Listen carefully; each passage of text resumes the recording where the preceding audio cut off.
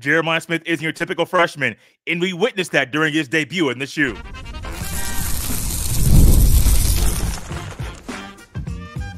You are Locked On Buckeyes, your daily podcast on the Ohio State Buckeyes. Part of the Locked On Podcast Network, your team every day. Welcome in, Buckeye fans, to a Tuesday edition of Locked On Buckeyes, part of Locked On Podcast Network, your team every day. Here on Tuesday, September 3rd in the year 2024. I am your host, Jay Stevens, also the host of the Jay Stevens Podcast. And today's episode is brought to you by Ultimate GM.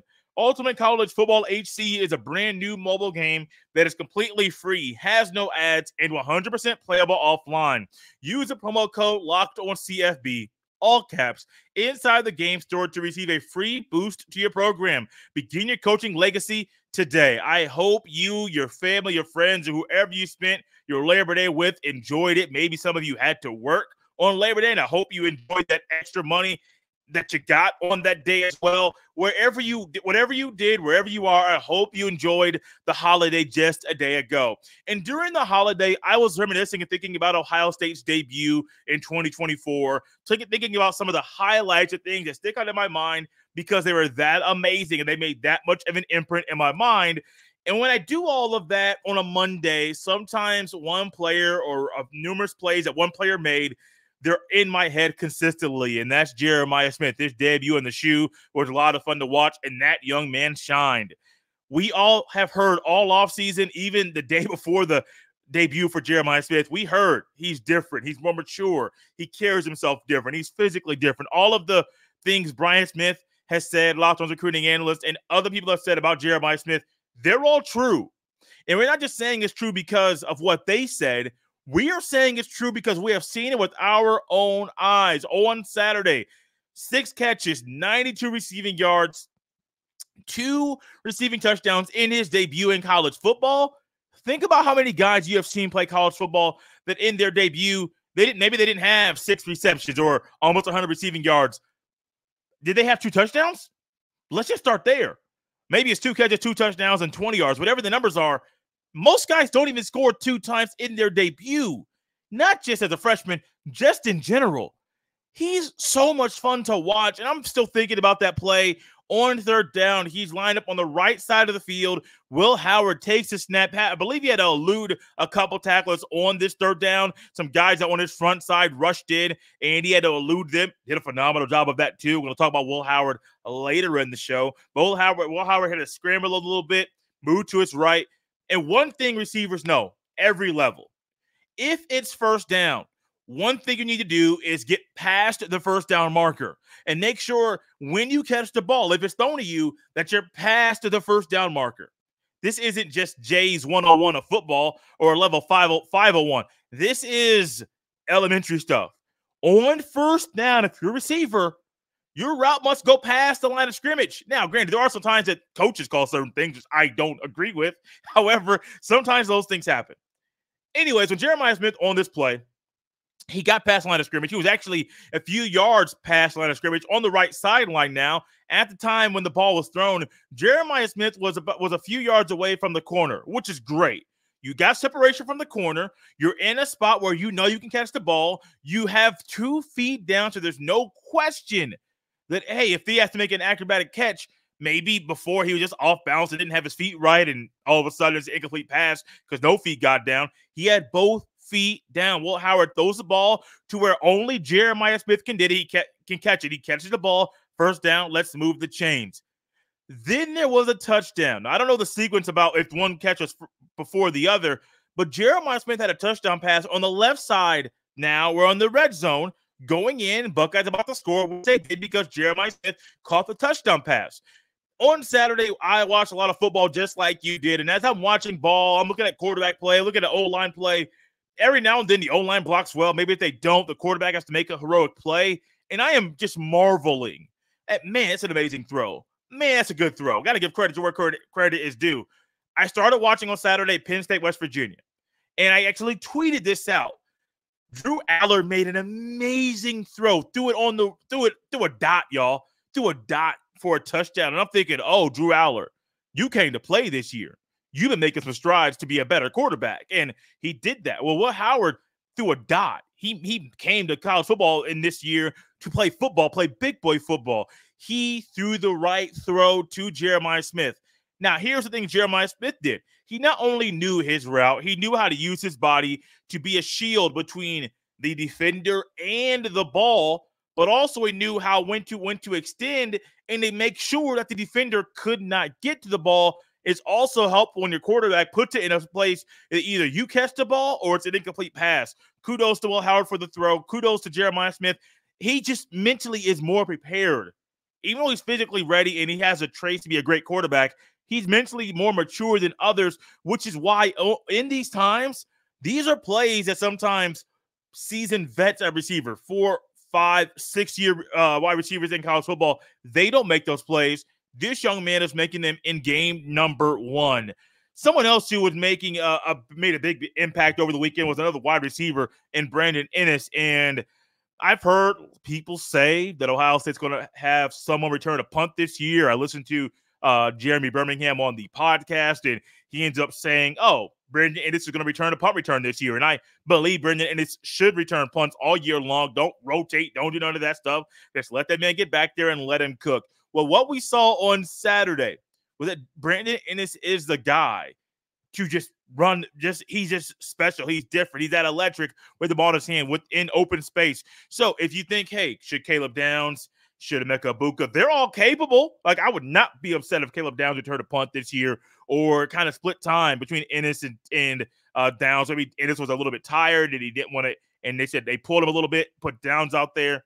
I would be cool with that, 100% cool with that.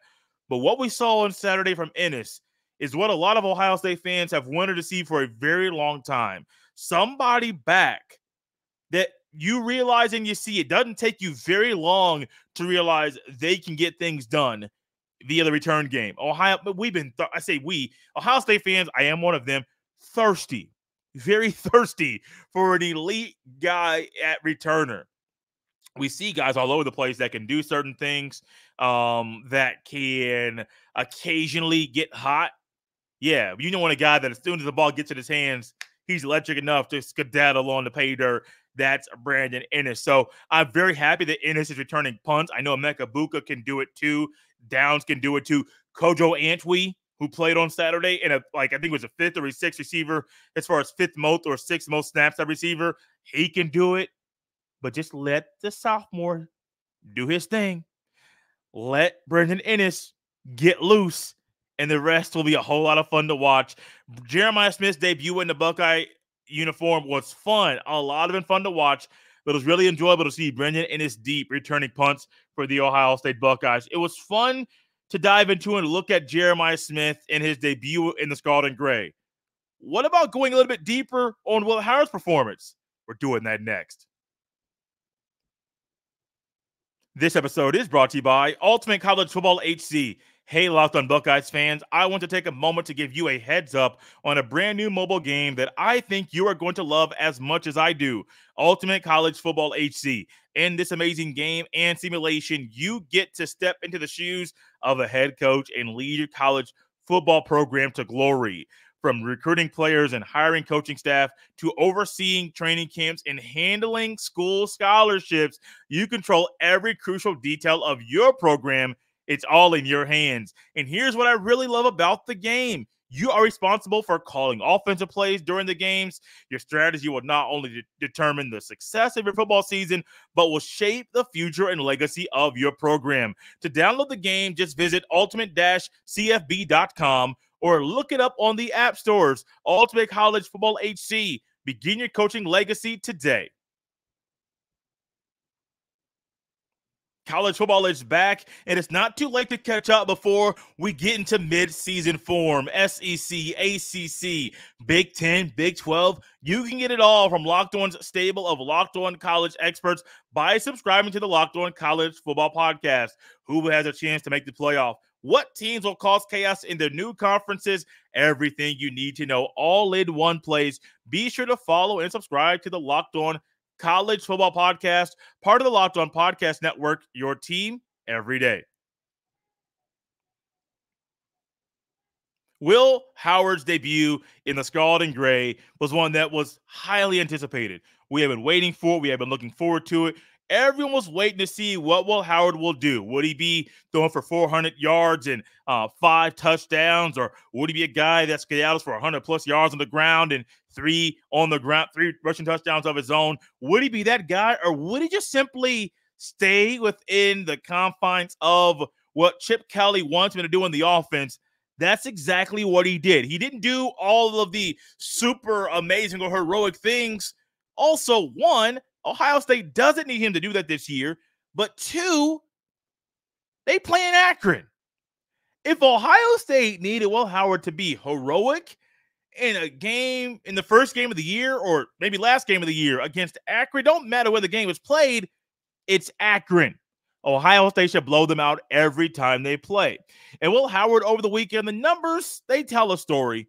But honestly, going back and watching the film, that tells a different story. 17 for 28, 17 for 28 over the weekend, 228 passing yards, 3 passing touchdowns. He also had 4 carries for 18 rushing yards. His long was 19 rushing yards.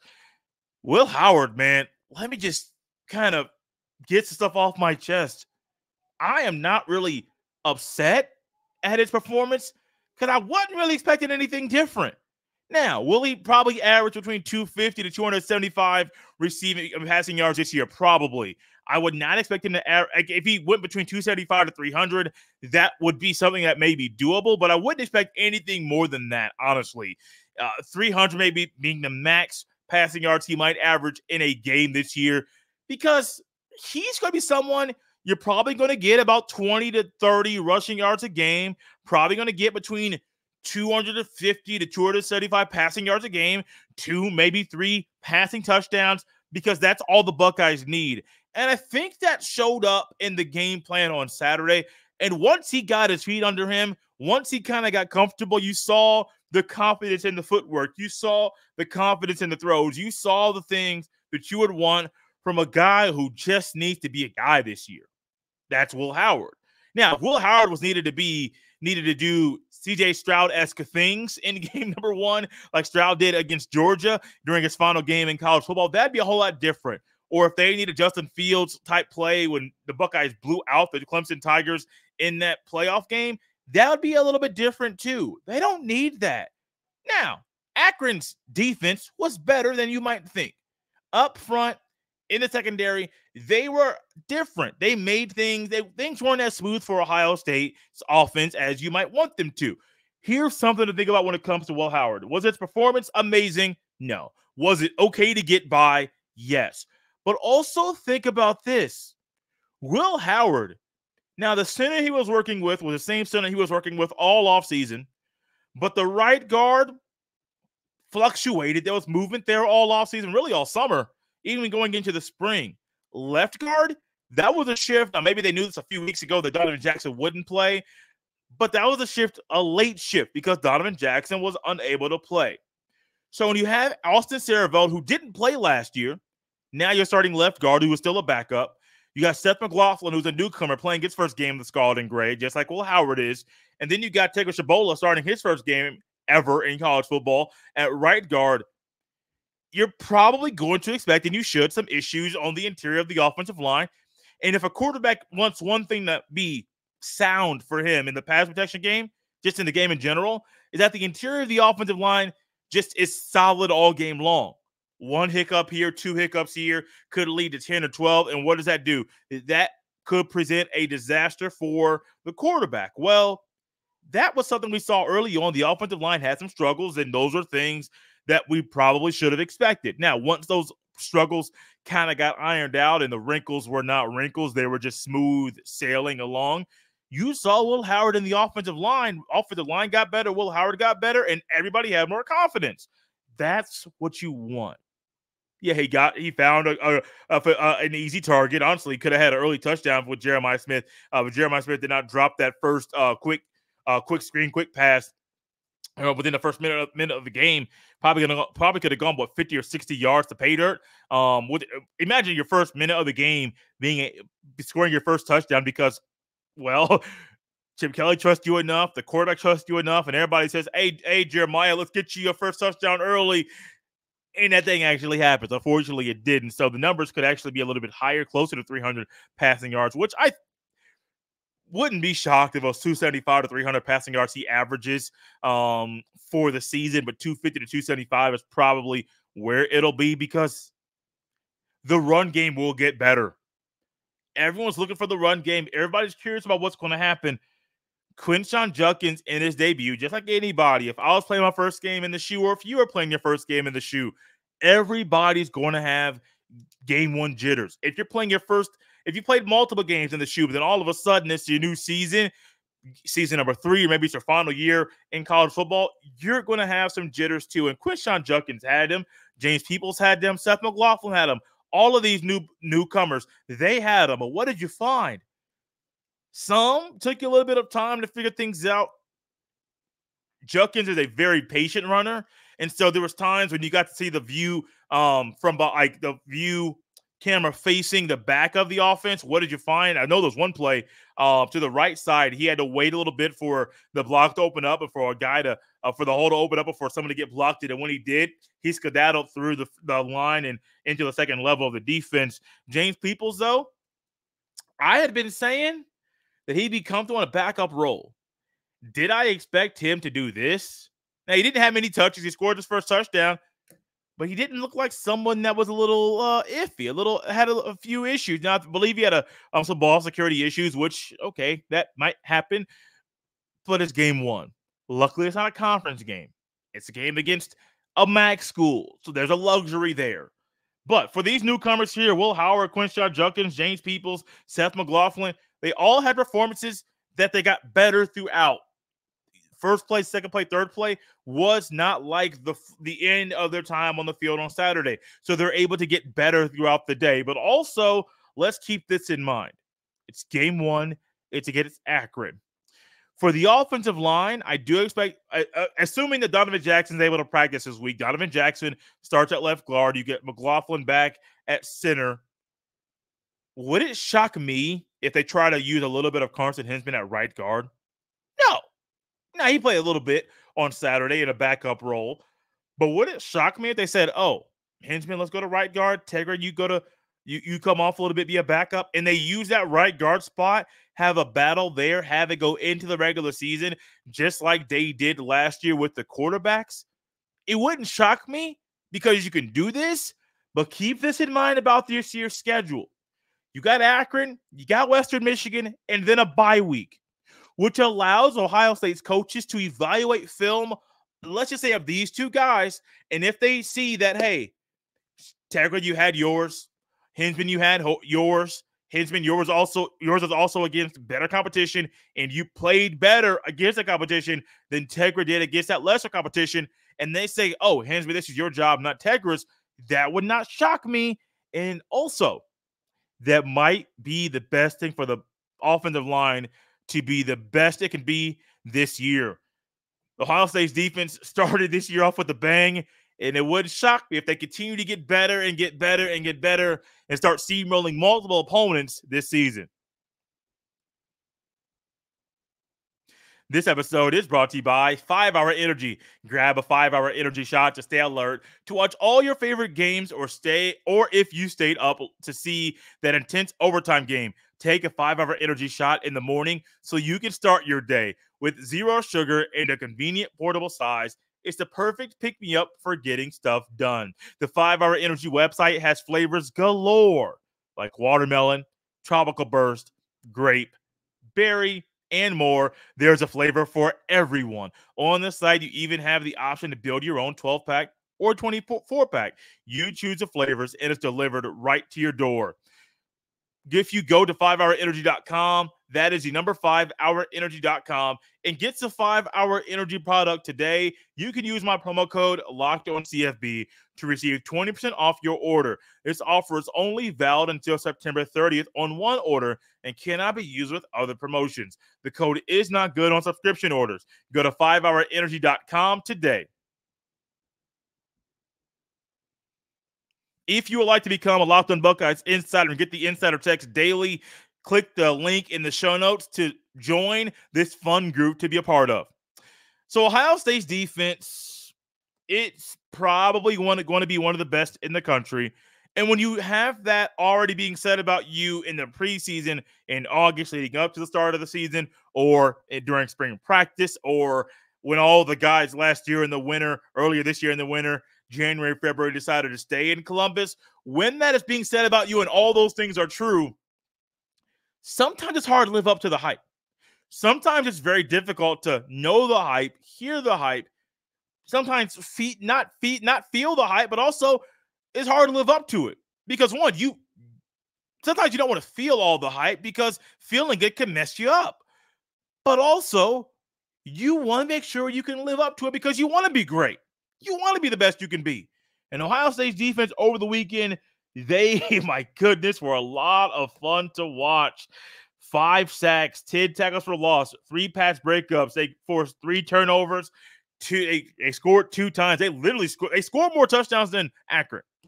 So if your defense is scoring more touchdowns than Akron and your offense is a little iffy or inconsistent or lackluster, kind of like Iowa was previously.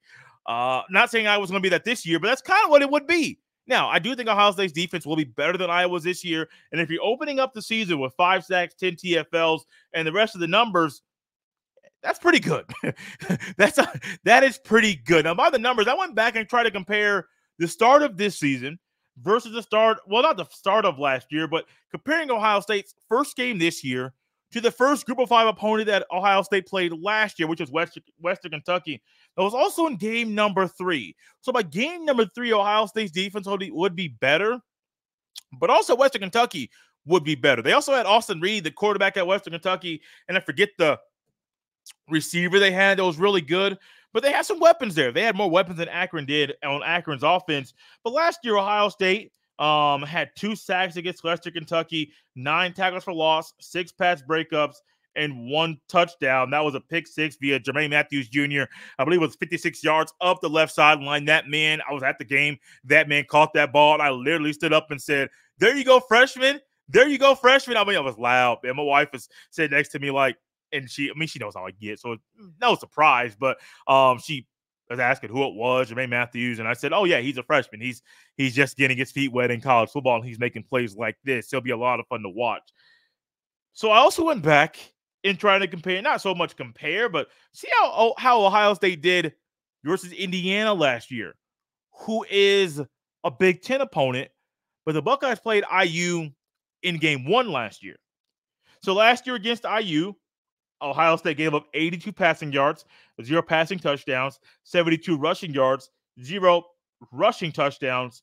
They had 1 sack, 6 tackles for loss, 2 pass breakups, and 0 touchdowns. So if we just focus on the last 4, 1 sack, 6 TFLs, 2 PBUs, and not scoring at all, not giving up a touchdown. No, Ohio State didn't score a touchdown. Those numbers were good, but also having better numbers in such a big way as far as the sack numbers and the tackles for loss numbers and the scoring, that's even better. So no matter if you stack up Ohio State's first game last year against a Big Ten opponent versus Akron, not apples to apples. So let's go a little bit further. Game 3 for the Buckeyes last year when they played Western Kentucky. The Buckeyes had more sacks this year against the MAC school, more tackles for loss. They had less pass breakups, but they scored more times. This team this year is able to build upon this performance. And we have been saying all offseason, you want more sacks. You want more tackles for loss. The pass breakups are going to come. Like, one thing Akron had at their disadvantage was their offensive line could not block Ohio State's front 4.